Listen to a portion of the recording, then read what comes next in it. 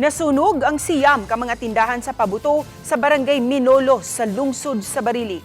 Alan unsay hinungdan sa maong sunog. Sa bisan pa man sa hugot kapag amping pag-andam sa itong mga kaigsuunan sa kaninang inibuhi ang mga firecrackers sa lungsod sa Barili, apan nahitabo gihapon ang aksidente sa ilahang panginabuhi human masunog kini kagabi.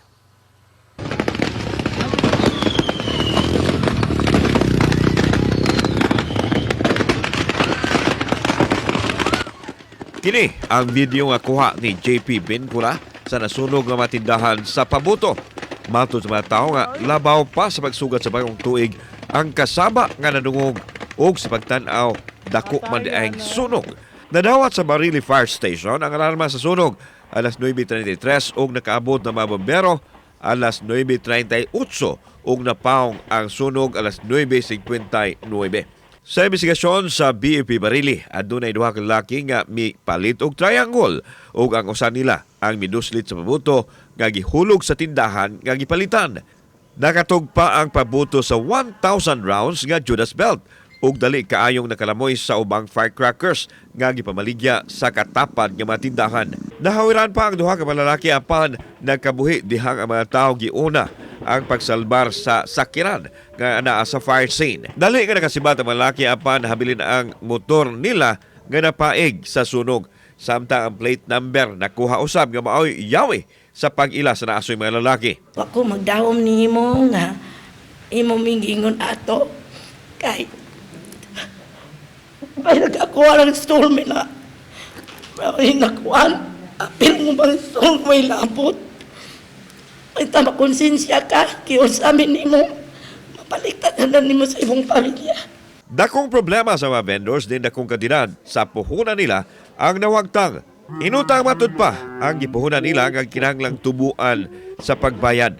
100 ganto sa 300,000 pesos ang kapital nila sa ilang mga tindang firecrackers. Ako ang punan na to between 260 to 280.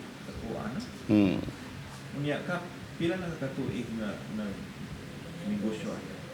Murag 7 years na. Kini ang baligyaanan og pabuto diri sa barangay Minolos, lungsod sa Barili nga nasunog pasado alas 9 kagabi.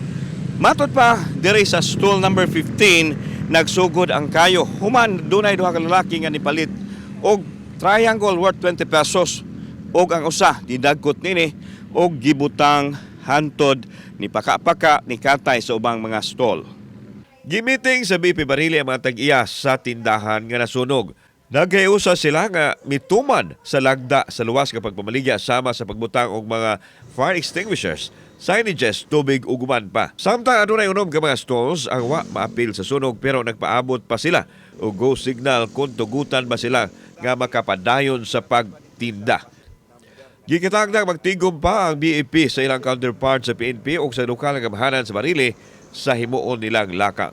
Akong panawagan sa duha ka tawo nga nipalit kung wala mo intensyon nga inyong gitong-gituyo ari mo diri sa station kay para atong maistoryahan.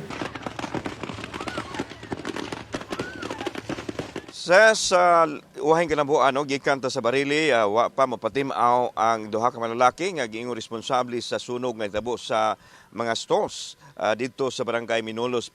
Padayong panawagan karon sa mga otoridad nga unta mo patim-aw sila aron makahatag sab sila katin-awan nganong ila tong nahimo. Ses. Dagang salamat, Alan Domingo.